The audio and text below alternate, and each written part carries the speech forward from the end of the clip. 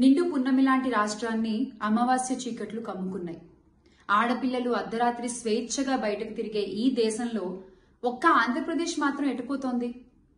ఓట్ల కోసం గ్యారంటీలతో ప్రజల్ని బురుడి కొట్టించి అధికారంలోకి వచ్చిన ఈ కూటమి పాలనలో పసిబిడ్డలు సైతం జంకుతున్నారు. పొద్దుకు 10 సార్లు పొంగనాలు కొట్టే పోసెట్టి పుంగనూరు ఘటనపై ఏమంటావు చెప్పు. అన్నయ్య అన్నావంటే ఎదురవనా అంటూ ప్రచారాల సమయంలో సినిమా డైలాగులు కొట్టి అధికారంలోకి వచ్చిన ఇప్పటి నాయకులు జరుగుతున్న అఘాయిత్యాలపై, అత్యాచారాలపై నోరు మెదపరేం సామి. రామరాజ్యాన్ని రావణ కాష్టంగా మార్చినటువంటి ఈ కూటమి పాలనలో ఆడపిల్లలకి రక్షణ లేకపోవడం అనేది సిగ్గుచేటు. మాకు మా ఆడపిల్లల మాన ప్రాణాలే ముఖ్యం.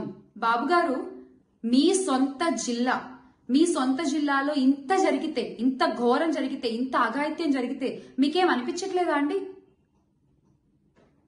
బాబొస్తే అదొస్తుంది, బాబొస్తే ఇదొస్తుంది, ఇవన్నీ దేవుడెరుగు. ప్రాణాలు పోతున్నాయి సార్ మీరు వచ్చాక. పొంగనూరు కాన్స్టిట్యున్సీలో పొంగనూరు టౌన్లో 29వ తారీఖున రాత్రి 7:30 గంటలకి ఒక మైనర్ 6 సంవత్సరాల మైనర్ బాలిక అపహరణకు గురవటం మనందరికీ కూడా తెలుసు. అపహరణకు గురైన వెంటనే సుమారుగా రాత్రి 11 గంటల టైంలో వాళ్ళ ఫాదర్ పోలీస్ స్టేషన్కి వచ్చి కంప్లైంట్ ఇవ్వగా సుమారుగా ఎస్పీ దగ్గర నుంచి డిఎస్పీ లెవెల్ ఆఫీసర్స్ కానీ చుట్టుపక్కల సిఐలు ఎస్ఐలు అందరూ కూడా సుమారుగా 2 రోజులుగా దగ్గర 12 టీములను ఏర్పాటు చేసి ఆ అమ్మాయి అపహరణకు గురైన అమ్మాయి సజీవంగా దొరకాలి అని చెప్పి చాలా పెద్ద ఎత్తున వాళ్ళందరూ కూడా సెర్చ్ చేయడం మొదలుపెట్టారు, దర్యాప్తు చేయడం మొదలుపెట్టారు, వెతకడం మొదలుపెట్టారు. దురదృష్టవశాత్తు 2వ తారీఖున ఉదయం ఇక్కడ మనకి స్టోరేజ్ ట్యాంక్లోని ఆ అమ్మాయి శవమై తేలటం అన్నది నిజంగా చాలా బాధాకరమైన విషయం. నిజంగా ఒక తల్లిదండ్రులకి తీరని శోకం అది. ఆ తల్లిదండ్రులకే కాదండి, చుట్టుపక్కల ఉన్న వాళ్ళు ఎవరైనా, మానవత్వం ఉన్న వాళ్ళు ఎవరైనా కూడా అటువంటి సంఘటనల్ని మనం ఎట్టి పరిస్థితుల్లోనే సపోర్ట్ చేయాల్సిన అవసరం లేదు. ప్రతి ఒక్కరు కూడా బాధపడే పరిస్థితి ఈరోజు మనకు కనిపించింది. అల్లారు ముద్దుగా పెంచుకున్న 6 సంవత్సరాల పిల్ల బయట ఆడుకుంటా ఉంటే సడన్ గా శవమై తేలి 2 రోజుల తర్వాత ఇంటికి వచ్చిందంటే ఆ తల్లిది కానీ తండ్రి కానీ నిజంగా పడ్డ బాధ వర్ణనాతీతం. అటువంటి సందర్భంలో మేమందరం కూడా, ఎందుకంటే అమ్మాయి సజీవంగా దొరకాలి అని చెప్పి పోలీస్ డిపార్ట్మెంట్ దగ్గర నుంచి ఇక్కడ రాజకీయ నాయకులు కానీ, ఇక్కడ ఇన్ఛార్జ్ గారు కానీ, లోకల్ మంత్రి గారు కానీ అందరూ కూడా పర్టికులర్ గా డిపార్ట్మెంట్ మీద ప్రెజర్ పెట్టి డిపార్ట్మెంట్ కూడా ఎన్ని రకాలుగా మనం సపోర్ట్ చేశారంటే దగ్గర టవర్ డంప్ తీసుకొస్తే 2800 ఫోన్ కాల్స్ టవర్ డంప్ లో దొరికినాయి. ఆ 2800 ఫోన్ కాల్స్ ని కూడా దగ్గర 10 టీములు సపోర్ట్ చేసినాయి. ఎందుకు ఈ విషయాలన్నీ క్లియర్ గా చెప్తున్నానంటే చాలా ఈజీగా గవర్నమెంట్ మీద ఒక అపవాదం వేయడం బాగా అలవాటు అయిపోయింది.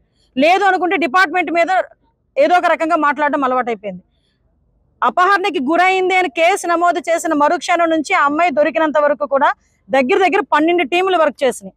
టవర్ డంప్ తీసుకొచ్చారు. వాళ్ళతోనే కాకుండా సామాజిక స్పృహతో ముస్లిం మైనార్టీకి సంబంధించిన మత పెద్దలు కానీ సుమారుగా 100 మందికి పైగా, అదేవిధంగా పొంగనూరులో ఉన్న చాలా మంది పెద్దలందరూ కూడా అన్ని మతాలకు అతీతంగా బయటకు వచ్చి ఆ అమ్మాయి సజీవంగా దొరకాలని చెప్పేసి అందరూ కూడా సెర్చ్ చేయడం మొదలుపెట్టారు, సహకరించారు. దురదృష్టవశాత్తు ఆ అమ్మాయి మనకి సమయం తేలటం నిజంగా చాలా దురదృష్టం. దాన్ని కూడా రాజకీయం చేయడానికి ఈ రోజు బయటకు వచ్చి మాట్లాడే పరిస్థితి. ఆ అమ్మాయి దొరికిన తర్వాత నుంచి నేను కంటిన్యూస్ గా ఎస్పీ గారితో మాట్లాడటం, అఫీషియల్ గా మన సీఎంఓ ఆఫీస్ నుంచి కూడా మాట్లాడటం, మంత్రి గారు కానీ, ఇక్కడ లోకల్ ఇన్ఛార్జ్ గారు కానీ, ఫరూక్ గారు కానీ అందరూ కూడా కంటిన్యూగా ఏమైంది, ఎంతవరకు వచ్చింది నిందితులను పట్టుకోవడం అంటే ఆ రోజునే ఇంచుమించుగా ఒక 5-6 తీసుకొచ్చి వాళ్ళందరినీ కూడా దర్యాప్తు చేసి ఈ రోజు ఒక 3 అరెస్టు చూపించే పరిస్థితి ఈ రోజు వచ్చాం. ఎందుకంటే ఇది ఒక మైనార్టీకి సంబంధించిన ఇష్యూ, ముస్లిం మైనార్టీకి సంబంధించిన ఇష్యూ, చాలా సెన్సిటివ్ గా ఉండే ఇష్యూ. ఆ సెన్సిటివ్ గా ఉండే ఇష్యూని కూడా వితిన్ డేస్ లోని ఛేదించి ఈ రోజు ఎవరైతే నిందితులు ఉన్నారో వాళ్ళందరినీ కూడా 3 అరెస్టు చూపించి ఈ రోజు ఆ అమ్మాయికి న్యాయం జరిగేలా ఈ రోజు పోలీస్ డిపార్ట్మెంట్ కానీ, గవర్నమెంట్ కానీ ముందుకు వస్తా ఉంటే దాన్ని కూడా రాజకీయం చేయడానికి ఈ రోజు వైఎస్ఆర్సీపీ నాయకులు బయటకు వచ్చి వాళ్ళ గురించి మాట్లాడే పరిస్థితి. ఏమంటే ఒక ఆడపిల్లని మామూలుగా అత్యాచారం జరిగిందంటేనే బయటకు వస్తే ఒక మగపిల్లాడు ఏడిపించాడంటేనే ఇంటికి వెళ్ళి అమ్మాయి చెప్పుకోవడానికి కూడా సిగ్గుపడుతుంది, బాధపడుతుంది. ఆ విషయాన్ని బహిర్గతంగా చెప్పడానికి కూడా చాలా మంది కుటుంబాల వాళ్ళు బయటకు రారు. అటువంటి రోజు ఒక ముస్లిం మైనార్టీ బాలిక చనిపోయి ఆ అమ్మాయిని అక్కడ పడేసిన తర్వాత బయటకు వచ్చి వీళ్ళు అత్యాచారం జరిగిందని సాక్షి టీవీలో ఏ రకంగా వాళ్ళు మాట్లాడగలుగుతున్నారండి? అంటే ఒక మైనర్ బాలిక హత్యను కూడా రాజకీయం చేసి ఆ అమ్మాయిని కూడా వీధిలో పెట్టడానికి ప్రయత్నం చేస్తున్నారు.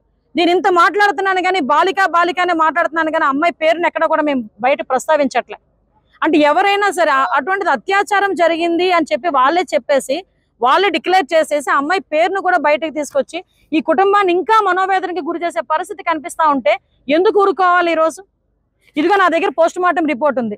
సుమారుగా 5గురు డాక్టర్లు కలిపి సిగ్నేచర్ చేసి ఇచ్చిన పోస్ట్ మార్టం రిపోర్ట్.